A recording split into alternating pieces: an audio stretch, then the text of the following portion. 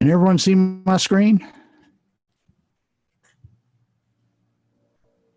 Can everyone hear me? Oh, okay. Is this Blaire? Yes, right?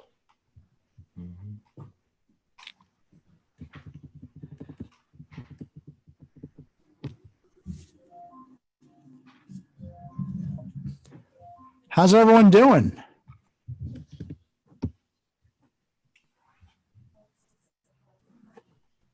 Okay. Hello? Bob. Can everyone hear me? Hey, Bob, I can hear you. Oh, great, great. Okay. Okay, let me see who we're dealing with here. Okay. Is Blaire on? Yeah, there's Blaire.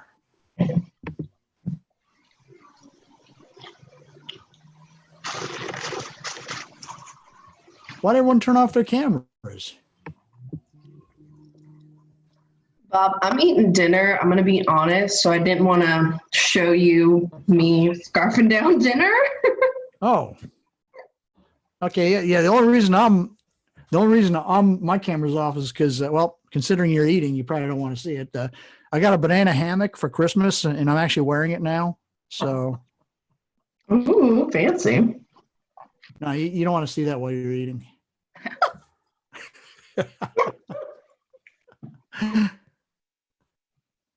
Okay, well, if it's okay, let let's get started. Okay, it's 7:01. This way we won't take up too much of your time tonight. And I appreciate everyone coming on. Blaire, are you there? Can you hear me? Yeah. Yeah. Is this Yay! Blaire? Yep, Hey, I can hear Blaire, you. how you can doing? hear me. I'm good. Oh, How about great. yourself? Oh, I'm doing okay. Hey, thanks for Good. coming on, Blaire. No problem. Folks, this is Blaire Kobliski. She's really making stuff happen quickly. When I first started real estate investing, realistically, it took me almost 2 years to do my first deal. I'm a slow learner. Maybe, I don't know, maybe I'm average actually. Blaire hit the ground running. So, and I saw a post on Facebook where she said she learned quite a bit. So if it's okay, I'd like to pick her brains a bit. And at the end, we'll have like a question and answer session. That's okay with you, Blaire? Yeah, that's fine. Oh, that's great. And thanks again for coming on, Blaire. No problem, Bob. Only for you. Well, I owe you a nice lunch or a dinner as soon as this whole coronavirus thing is gone. But, well, tell us a little bit about you. Who are you? What do you do? Okay. Let's see. My name's Blaire. I'm kind of we'll go with, mid-30s-ish. I'm actually started off my career path in life. I wanted to be a vet, and Georgia University lost my application. So then I decided to go to Clemson and ended up in nursing school at a different college. I'm actually a nurse by license. I still work not in the hospitals, but I work in an office for nurses as far as I do stuff on the computer, behind the scenes stuff. I have 3 dogs. I have a horse that's just the apple of my eye, and I like to be outdoors, and that's about it. I like long aisles down the toilet paper roll aisle now. That's a joke, people. Yeah, I was thinking, now, are you still a nurse right now? Yep. Or how's this the whole coronavirus thing affecting? I mean, are you working from home, or do you still have to go in, or? Yeah, I mean, I actually, the office that I work in, most of the people, you can work from home. And so they kind of just said, okay, if you can't work from home, you do work from home now. So they transitioned, I work for Blue Cross Blue Shield. They transitioned about 6,000 people home since Friday. Wow. Yeah, That's so a it's lot. been interesting. Well, I mean, is your productivity at work, is it the same working from home then, or? Yeah. Okay. Well, if it's okay, how long have you been interested in real estate, and why'd you get into it?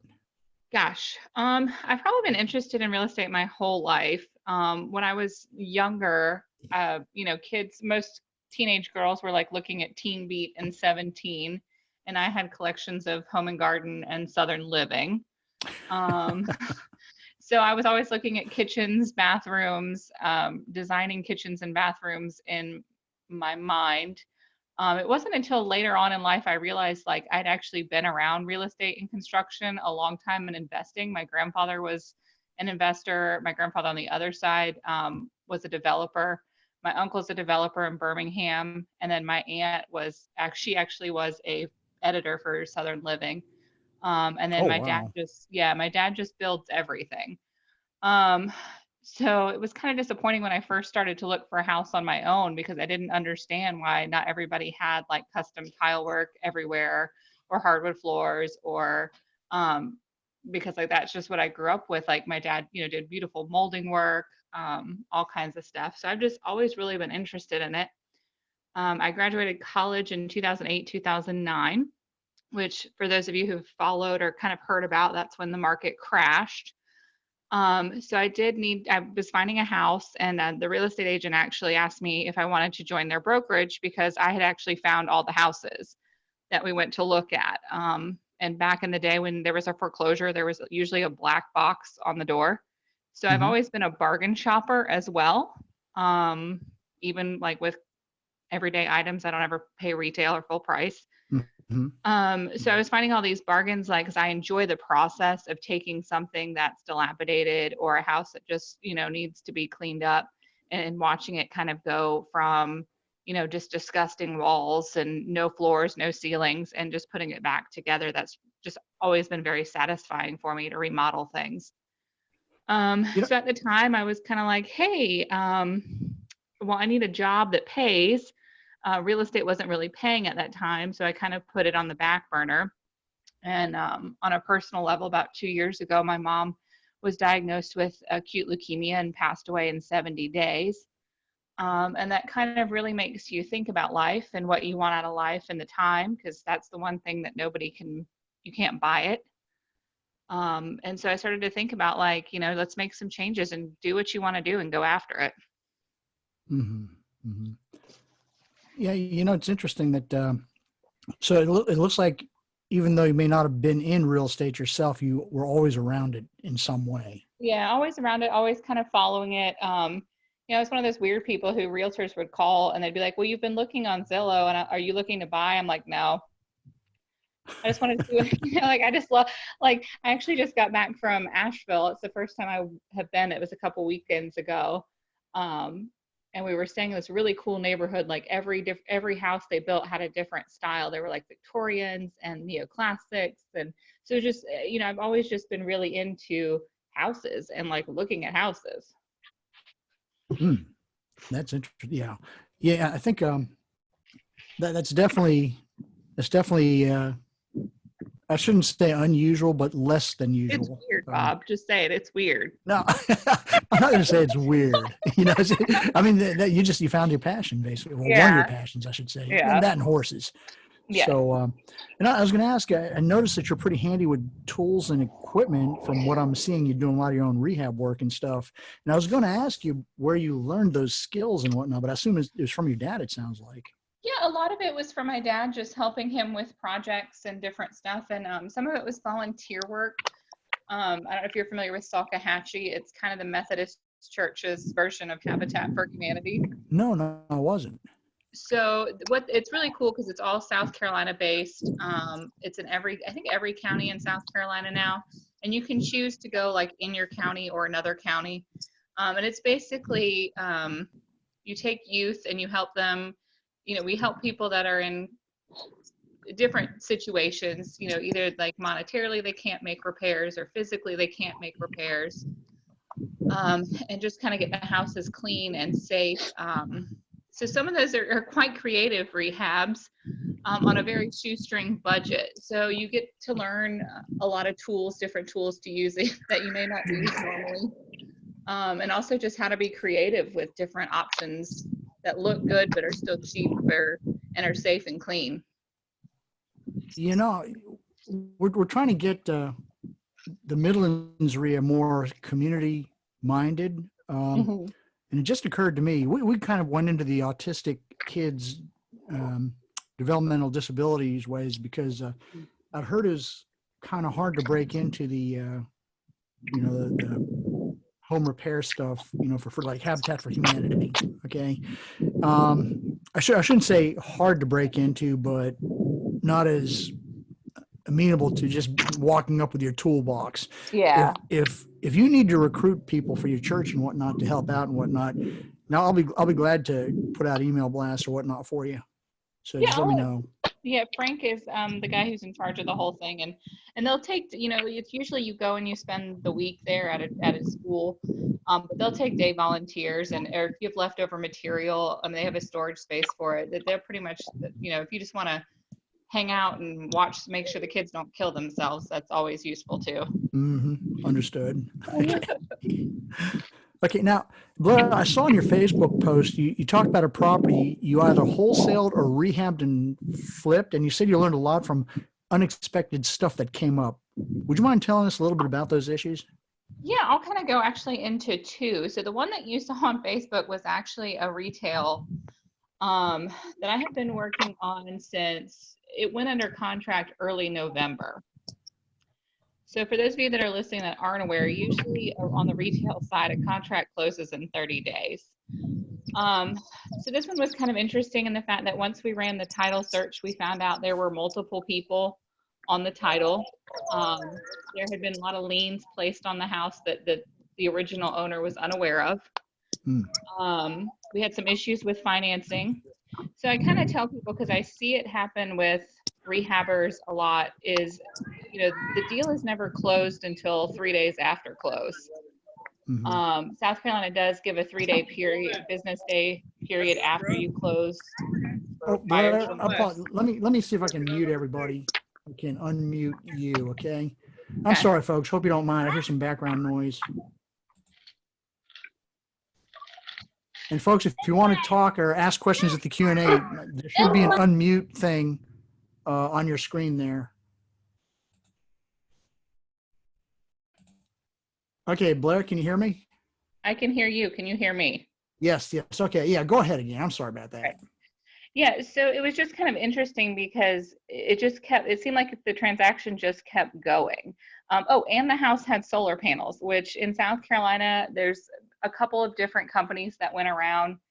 Unfortunately, it's very difficult to sell a house with solar panels because a lot of times the buyer either has to assume the loan for the solar panels, and we're talking $20,000 to $30,000. Oh, I didn't think of that.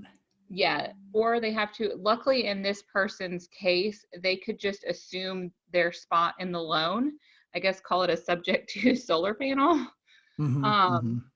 So that kind of worked out well for my seller. But do be careful of that when you're going out and about looking at houses with solar panels. They do come with a myriad of other issues. And also, like if you have an end buyer, their financing may not come through because they have to, like the debt to income ratio is affected once they add that extra $20,000 to $30,000. So we had that. Then we had the multiple buyers. Then we had the liens we didn't find out until we went to close the second time. And then there were some issues with with the solar panels and the title company for the bank. The bank, when they close on a loan, they always want to be the first place lien holder. And they were not believing the attorney's office when they were telling them that, like, yes, at close, you will become the first place lien holder. So that was like a 2-day argument where they actually had to get their head partner to email the mortgage company and say, listen, like, this is the law, this is how it's written, and this is how it's going to go. So that was kind of another interesting aspect. But I can kind of parlay into actual like flipping. I have a house in Casey that I'm working on right now. Speaking of unexpected things, I'm going to do a shameless plug for getting any home that you have that you're looking at, even if you know, like I know stuff about houses, but I don't know everything. So I kind of highly tell everyone, get an inspection. It's a couple $100 that may save you a couple $1,000 or a couple $100,000, depending if you can't close the house at the end. I had an inspection. I thought the repairs probably about $3,000 or $4,000 for this certain area under the house. Ended up coming back with a $9,000 bill. Luckily, I had had the inspection done, and my inspector gave me a good estimate, so I had planned for the $9,000 in my budget. But had I not had that inspection and had not planned for it in my budget, that could have really blown a hole in my project. In your experience, do you see inspectors dinging houses with solar panels a bit? Well, I don't think that's really something that their license will allow them to. Honestly, what I see a lot of inspectors dinging stuff for, I hate to say it, it's just stupid stuff. So be careful, like who you choose to inspect your house, or, don't be afraid to rebut issues that come up on an inspection. Like if you're selling to your end buyer, I had this same house, the inspector was telling us that the light switches were broken. Well, there was no bulb in the fixture. Wow. I'm like, the switches, yeah. I'm like, that's pretty bad. They aren't broken. Like, there's nothing wrong with them.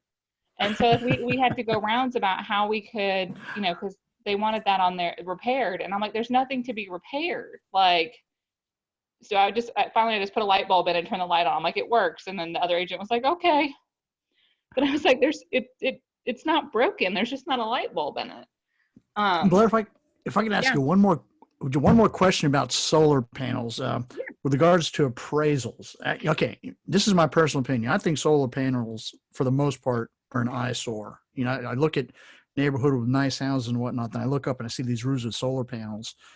Will an appraiser adjust? Do you know if an appraiser would adjust for those up or down or however? I can't say 100% certain. I do have one I could reach out to and kind of follow up with you about that. That'd be great. Thank you. But I know in this case, in this house, the appraisal came right where I thought it would. I did not take to consideration the solar panels. So I would say it's probably not really a factor in the appraisal. Okay. Okay. Thank you. Yeah, that helps. Yeah. Well, if you could, right now with this whole, and I understand Mayor Steve Benjamin, he's calling some kind of shutdown or lockdown for the city of Columbia starting Sunday. Okay. With this whole coronavirus thing going on, can you give us any tips on what you see happening now or how to deal with them? Well, actually, it's been interesting this last like week or two as far as the retail market. It's still been really busy, but we're kind of seeing, at least for these couple weeks, a little bit of a switch to, I won't say a full buyer's market, but sellers are just aware that not everyone is going to buy this week or next week. Because, you know, I've had one of my other realtor buddies has had a couple people that have pulled their contracts just because, you know, as buyers, they're just not sure how their employment is going to pan out. The stimulus with the Dow, I think, really helped out. People are kind of a little less panicky. That's come up a little bit, and that's going to help. It really just depends probably on how the next month goes. You know, people being what they are, I don't know about you. I like to actually, you know, if I'm going to buy something expensive like a house, a car, or whatever, I want to actually touch it, you know, things like that. Now, I see like the gurus are coming out and saying you can do like virtual showings now and sell just as well.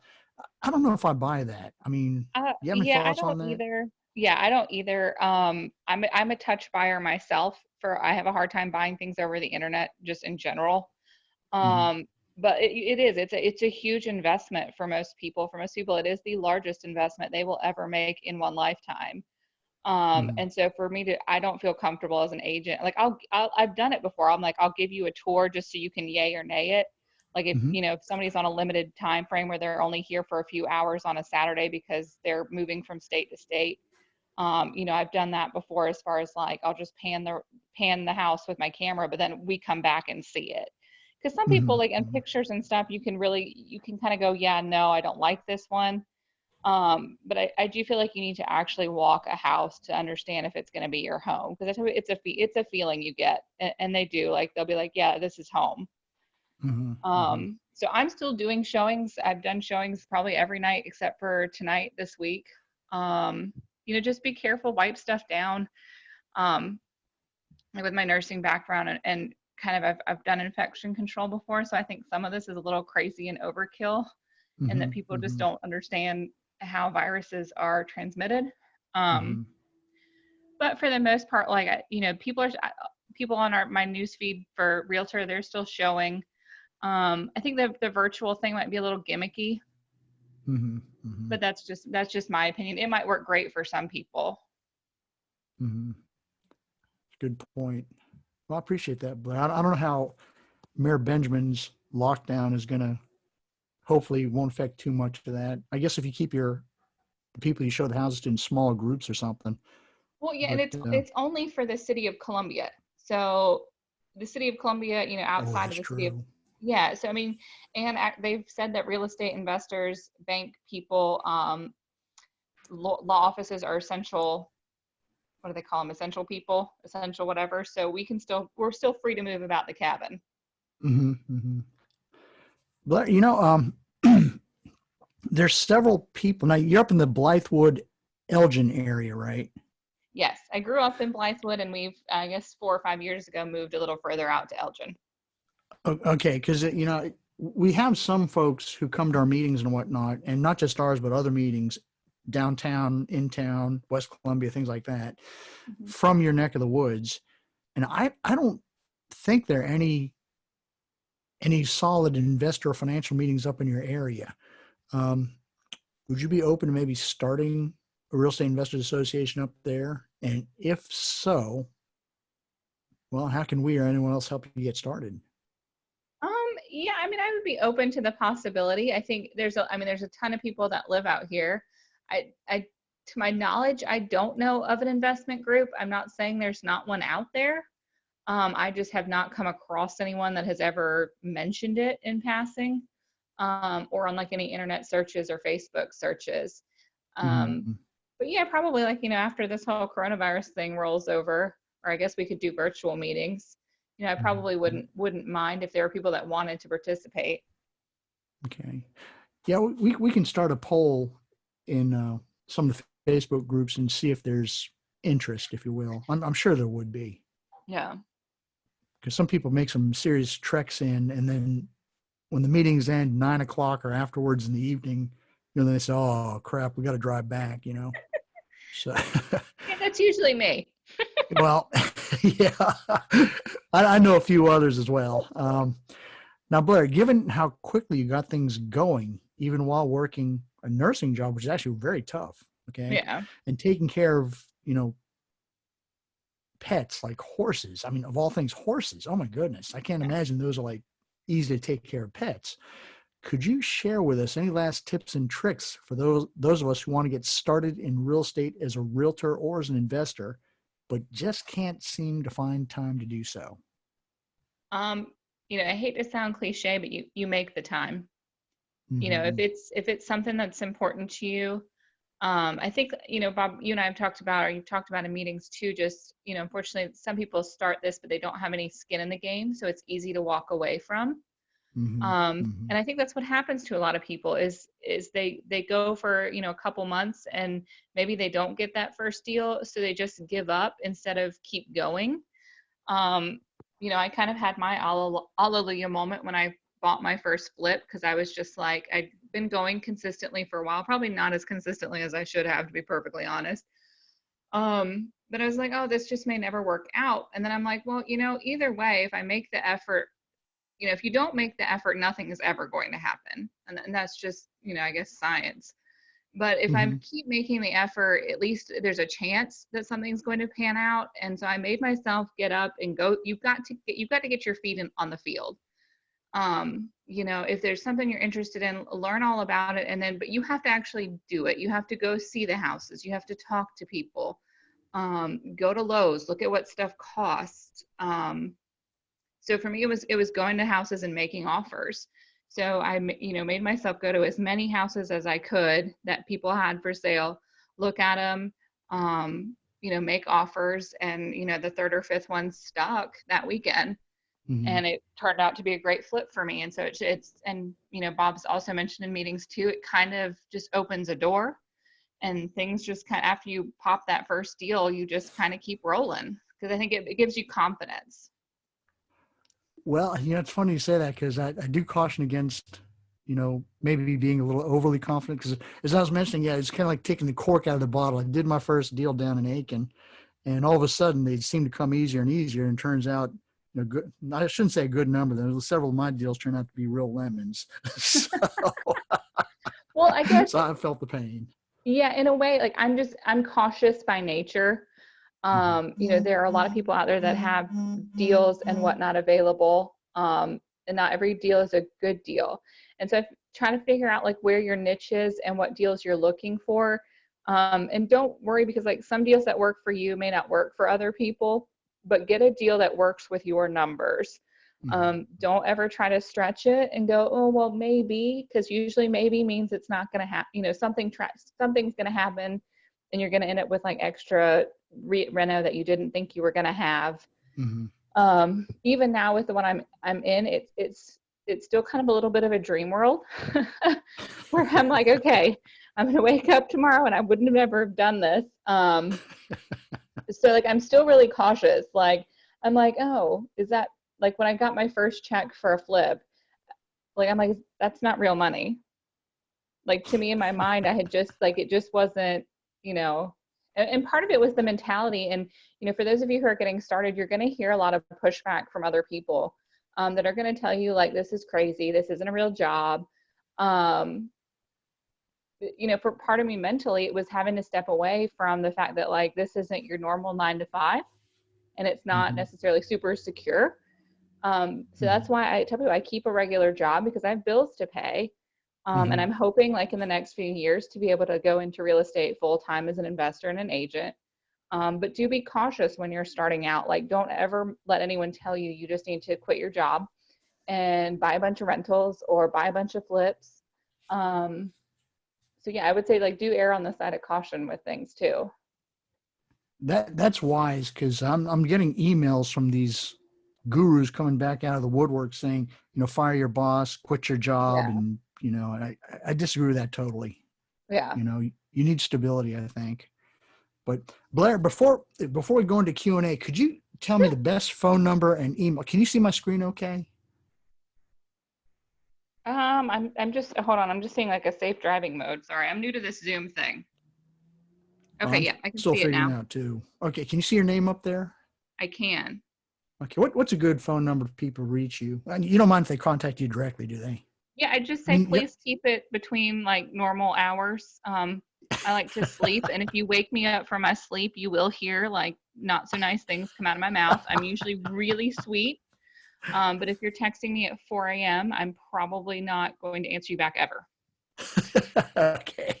I appreciate it, Blaire. What's a good phone number and email for you? It's at area code 803 Uh-huh. 206 Uh-huh. 6059. 6059. And maybe an email. Is that okay? Yeah, just use the blairebuys.houses@gmail.com email.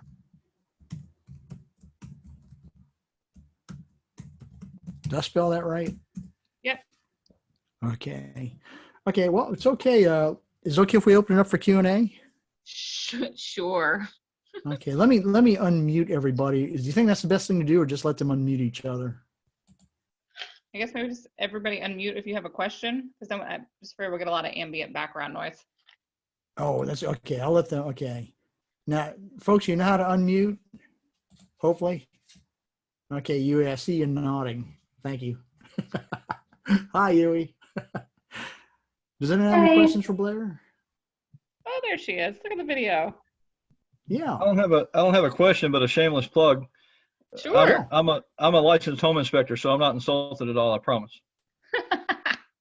Yeah. Actually, Rusty, is it okay No, if I put yeah, your no, contact? Sure. Yeah, sure. Yeah, Rusty Jennings, Carolina Property Inspections.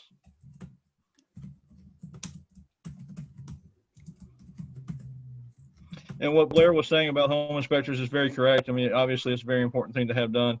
Inspectors just have to be careful about what they do, and don't say.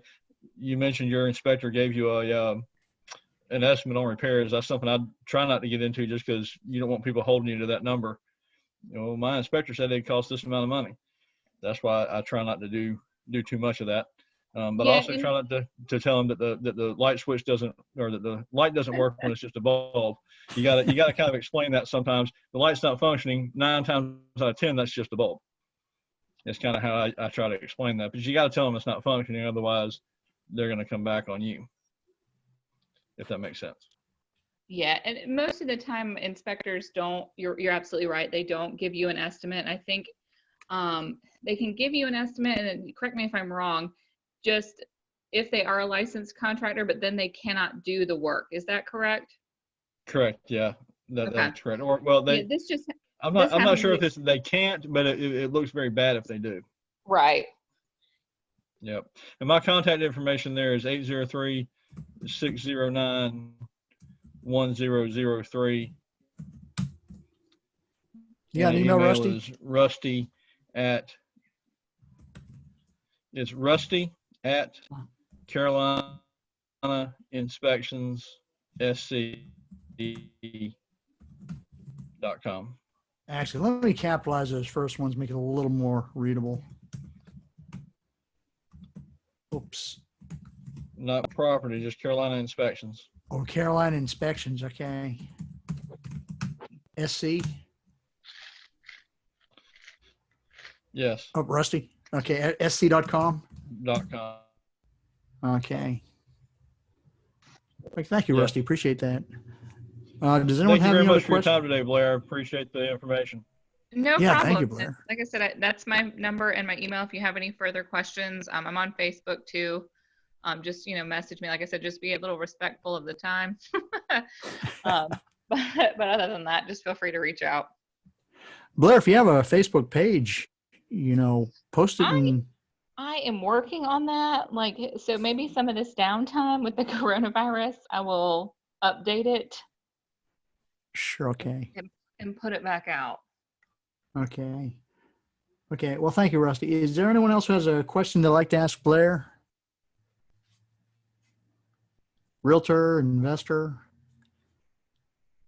my newest hero.